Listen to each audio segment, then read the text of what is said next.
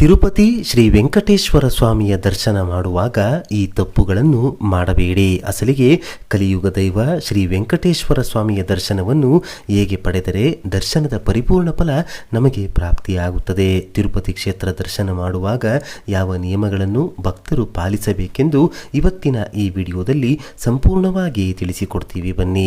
ನಮ್ಮ ದೇಗುಲ ದರ್ಶನ ಕರ್ನಾಟಕ ಚಾನಲ್ನ ಮೊದಲ ಸಲ ವೀಕ್ಷಿಸುತ್ತಿದ್ದರೆ ಈಗಲೇ ಚಾನಲ್ನ ಸಬ್ಸ್ಕ್ರೈಬ್ ಮಾಡಿಕೊಂಡು ಪಕ್ಕದಲ್ಲಿ ಕಾಣುವ ಬೆಲ್ ಐಕಾನ್ ಒತ್ತಿದರೆ ನಾವು ನೀಡುವ ಪ್ರತಿ ದೈವ ಮಾಹಿತಿಗಳು ಉಚಿತವಾಗಿ ನಿಮ್ಮ ಮೊಬೈಲ್ಗೆ ಬರುತ್ತದೆ. ಎಷ್ಟೋ ಜನ ಹೇಳ್ತಿರ್ತೀರಾ, ನಾವು ತಿರುಪತಿಗೆ ಎಷ್ಟು ಸಲ ಹೋಗಿ ಬಂದರೂ ನಮ್ಮ ಕಷ್ಟಗಳು ತೀರ್ತಾ ಇಲ್ಲ, ತಿಮ್ಮಪ್ಪ ನಮಗೆ ಒಳ್ಳೆಯದನ್ನ ಮಾಡ್ತಾ ಇಲ್ಲ ಅಂತ. ಪ್ರತಿ ಕ್ಷೇತ್ರಕ್ಕೂ ತನ್ನದೇ ಆದ ಮಹತ್ವ, ಶಕ್ತಿ ಹಾಗೂ ನಿಯಮಗಳು ಇದ್ದೇ ಇರುತ್ತದೆ. ನವಗ್ರಹ ಪ್ರದಕ್ಷಿಣೆ ಮಾಡುವಾಗ, ಶನಿದೇವರ ಗುಡಿಗೆ ಹೋದಾಗ ಭಯಭಕ್ತಿಯಿಂದ ಪ್ರತಿಯೊಬ್ಬರು ನಿಯಮ ಪಾಲಿಸೋದನ್ನ ನೋಡಿರ್ತೀರಾ. ಅದೇ ರೀತಿಯಾಗಿ ತಿರುಮಲ ಕ್ಷೇತ್ರದಲ್ಲಿ ಬಾಲಾಜಿಯ ದರ್ಶನ ಮಾಡುವಾಗಲೂ ಈ ನಿಯಮಗಳನ್ನು ಪಾಲಿಸಿದರೆ ಮಾತ್ರ ದರ್ಶನದ ಫಲ ಲಭಿಸಿ ಪುಣ್ಯ ಫಲ ಪ್ರಾಪ್ತಿಯಾಗುತ್ತೆ. ಮುಂದಿನ ಸಲ ತಿರುಪತಿಗೆ ಹೋದಾಗ ಕ್ಷೇತ್ರ ದರ್ಶನದಲ್ಲಿ ಯಾವುದೇ ತಪ್ಪುಗಳಾಗದೆ ಬಾಲಾಜಿಯ ಸಂಪೂರ್ಣ ಅನುಗ್ರಹ ಲಭಿಸಲು ಈ ವಿಡಿಯೋವನ್ನು ಪೂರ್ತಿಯಾಗಿ ನೋಡಿ. ನೀವು ಕುಟುಂಬ ಸಮೇತರಾಗಿ ತಿರುಪತಿ ಕ್ಷೇತ್ರಕ್ಕೆ ಹೊರಟಿದ್ದೀರಾ, ವೆಂಕಟೇಶ್ವರ ಸ್ವಾಮಿಯ ದರ್ಶನಕ್ಕಾಗಿ ಮನೆಯನ್ನು ಬಿಡ್ತಾ ಇದ್ದೀರಾ ಎಂದಾಗ ಮೊಟ್ಟ ಮೊದಲು ಮಾಡಬೇಕಾದದ್ದು ನಿಮ್ಮ ಮನೆ ದೇವರನ್ನ ಸ್ಮರಿಸಿಕೊಳ್ಬೇಕು.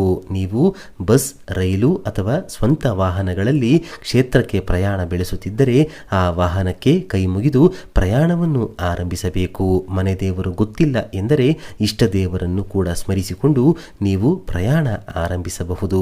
ತಿರುಪತಿಗೆ ಬಂದ ತಕ್ಷಣ ಮೊಟ್ಟ ಮೊದಲು ನೀವು ತಿರುಚಾನೂರ್ ಪದ್ಮಾವತಿ ಅಮ್ಮನವರ ದರ್ಶನವನ್ನ ಪಡೆದುಕೊಳ್ಳಬೇಕು.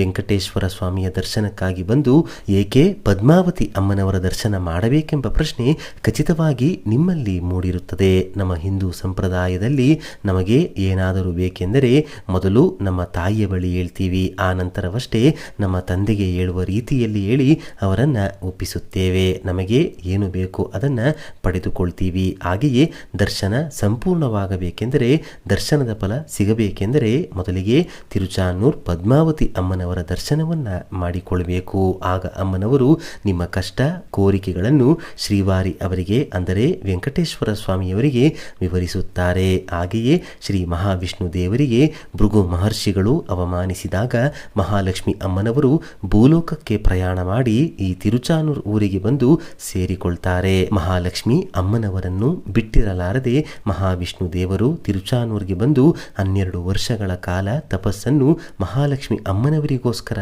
ಮಾಡ್ತಾರೆ. ಮಹಾಲಕ್ಷ್ಮಿ ಹಾಗೂ ಮಹಾವಿಷ್ಣು ದೇವರು ನಡೆದಾಡಿದ ಪುಣ್ಯ ಸ್ಥಳ ಇದಾಗಿರುವುದರಿಂದ ಮೊದಲು ಈ ಕ್ಷೇತ್ರದ ದರ್ಶನವನ್ನು ನೀವು ಖಚಿತವಾಗಿ ಮಾಡಬೇಕು.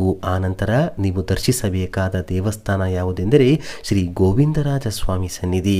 ಗೋವಿಂದರಾಜ ಸ್ವಾಮಿ ಎಂದರೆ ಬೇರೆ ಯಾರೂ ಅಲ್ಲ, ಸಮುದ್ರ ಮಂಥನ ಸಮಯದಲ್ಲಿ ಹಾಲಿನ ಕಡಲಿನಲ್ಲಿ ಇದ್ದಂತಹ ಸಾಕ್ಷಾತ್ ಶ್ರೀ ಮಹಾವಿಷ್ಣು ದೇವರು. ಪದ್ಮಾವತಿ ಅಮ್ಮನವರ ದರ್ಶನ ಪಡೆದ ಮೇಲೆ ನೀವು ದರ್ಶಿಸಬೇಕಾದಂತಹ ದೇವರೆಂದರೆ ಶ್ರೀ ಗೋವಿಂದರಾಜ ಸ್ವಾಮಿ. ಇನ್ನು ಮೂರನೆಯದಾಗಿ ವರಾಹ ದರ್ಶನಾತ್ ಪೂರ್ವಂ ಶ್ರೀನಿವಾಸಂ ನಮೇನ್ನ ಚ ದರ್ಶನಾತ್ ಪ್ರಾಗ್ ವರಾಹಸ್ಯ ಶ್ರೀನಿವಾಸೋ ನ ತೃಪ್ಯತಿ. ನನ್ನ ದರ್ಶನಕ್ಕೆ ಬರುವ ಮುನ್ನ ವರಾಹ ಸ್ವಾಮಿ ದರ್ಶನ ಮಾಡಿ ಬರದಿದ್ದರೆ ಆ ದರ್ಶನ ನನಗೆ ತೃಪ್ತಿ ನೀಡುವುದಿಲ್ಲ ಎಂದು ಸಾಕ್ಷಾತ್ ವೆಂಕಟೇಶ್ವರ ಸ್ವಾಮಿ ಹೇಳಿರುವ ಮಾತಿದು. ಆದ್ದರಿಂದ ಗೋವಿಂದರಾಜ ಸ್ವಾಮಿ ದರ್ಶನ ಆದ ಮೇಲೆ ವರಾಹ ಸ್ವಾಮಿ ದರ್ಶನವನ್ನ ಮರೆಯದೆ ಮಾಡಬೇಕು. ಅಸಲಿಗೆ ತಿರುಮಲ ವೆಂಕಟೇಶ್ವರ ಕ್ಷೇತ್ರ ಅಲ್ಲ, ಅದು ವರಾಹ ಕ್ಷೇತ್ರ.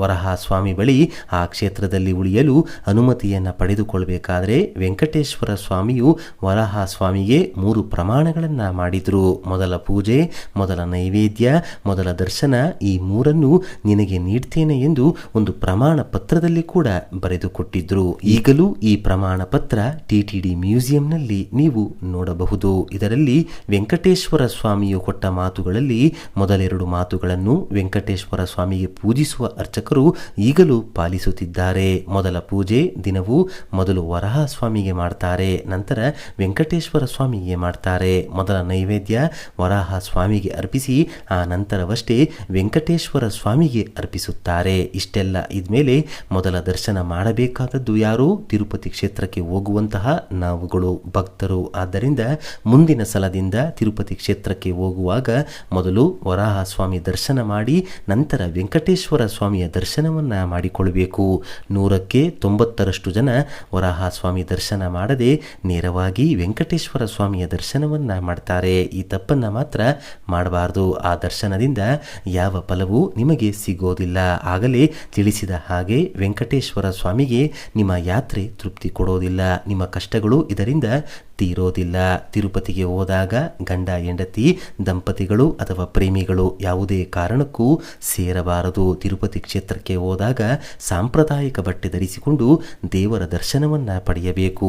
ಪಾದರಕ್ಷೆಗಳನ್ನು ಧರಿಸಿಕೊಂಡು ತಿರುಮಲ ಕ್ಷೇತ್ರದಲ್ಲಿ ಓಡಾಡಬಾರದು. ತಿರುಪತಿ ಕ್ಷೇತ್ರಕ್ಕೆ ಹೋದಾಗ ಸರತಿ ಸಾಲಿನಲ್ಲಿ ನಿಂತಾಗ ಯಾರೊಂದಿಗೂ ಜಗಳ ಮಾಡಿಕೊಳ್ಬಾರ್ದು, ಕೋಪ ಮಾಡಿಕೊಳ್ಬಾರ್ದು. ಭಗವಂತ ನಿಮಗೆ ಯಾವ ಸಮಯದಲ್ಲಿ ದರ್ಶನವನ್ನು ನೀಡಬೇಕು ಅಂತ ಬರೆದಿರ್ತಾನೋ ಅದೇ ಸಮಯಕ್ಕೆ ನಿಮಗೆ ದರ್ಶನ ಆಗೋದು. ತಿರುಪತಿ ಅಂತಲ್ಲ, ನೀವು ಯಾವುದೇ ಕ್ಷೇತ್ರ ದರ್ಶನಕ್ಕೆ ಹೋದಾಗ ಕಳ್ಳಾಟ ಮಾಡಿಕೊಂಡು ದರ್ಶನ ಮಾಡೋದು, ಸರತಿ ಸಾಲನ್ನು ಸ್ಕಿಪ್ ಮಾಡಿ ದೇವರ ದರ್ಶನ ಮಾಡೋದನ್ನು ಮಾಡಬೇಡಿ. ಮತ್ತೊಬ್ಬರ ಬಳಿ ಜಗಳ ಮಾಡಿಕೊಂಡು ದೇವರ ದರ್ಶನ ಮಾಡಿದರೆ ಮನಸ್ಸು ಹದಗೆಡುತ್ತದೆ, ದೇವರ ಮೇಲಿನ ಏಕಾಗ್ರತೆ ಆ ಸಮಯದಲ್ಲಿ ಕಡಿಮೆಯಾಗುತ್ತೆ. ಇನ್ನು ಎಷ್ಟೋ ಜನ ತಿರುಪತಿ ಕ್ಷೇತ್ರದಲ್ಲಿ ಮುಡಿ ಕೊಡ್ತೀವಿ ಅಂತ ಅರಕೆ ಮಾಡಿಕೊಂಡಿರ್ತೀರಾ. ಎಷ್ಟೋ ಜನ ಗೊತ್ತಿಲ್ಲದೆ ಮೊದಲು ದೇವರ ದರ್ಶನ ಪಡೆದು ನಂತರ ಮುಡಿಯನ್ನು ಕೊಡ್ತೀರಾ. ಹಾಗೆ ಮಾಡಬಾರ್ದು. ಮೊದಲು ಮುಡಿಯನ್ನು ಕೊಟ್ಟು ನಂತರ ವೆಂಕಟೇಶ್ವರ ಸ್ವಾಮಿಯ ದರ್ಶನವನ್ನು ಮಾಡಬೇಕು. ವೆಂಕಟೇಶ್ವರ ಸ್ವಾಮಿಯ ದರ್ಶನ ಎಲ್ಲ ಆದಮೇಲೆ ಬೇಡಿ ಆಂಜನೇಯ ಸ್ವಾಮಿ ದೇವಸ್ಥಾನ, ಶ್ರೀವಾರಿ ಪಾದ, ಚಕ್ರತೀರ್ಥ, ಆಕಾಶಗಂಗಾ, ಪಾಪ ವಿನಾಶನಂ, ನಾಗತೀರ್ಥ, ಜಪಾಲಿ ತೀರ್ಥ, ಶಿಲ್ಪತೋರಣ, ಹೀಗೆ ಇನ್ನು ಅನೇಕ ಪ್ರದೇಶಗಳಿಗೆ ಸಾಧ್ಯವಾದರೆ ಭೇಟಿ ಕೊಡಿ. ಈಗ ನಾವು ತಿಳಿಸಿಕೊಟ್ಟಂತಹ ನಿಯಮಗಳನ್ನು ಮುಂದಿನ ಬಾರಿಯಿಂದ ಖಂಡಿತವಾಗಿ ಪಾಲಿಸುತ್ತೀರಾ ಎಂದು ತಪ್ಪದೆ ಕಮೆಂಟ್ ಮಾಡಿ.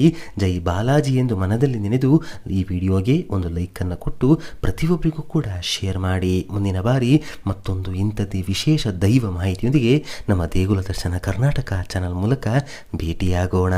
ಧನ್ಯವಾದ ಸ್ನೇಹಿತರೆ.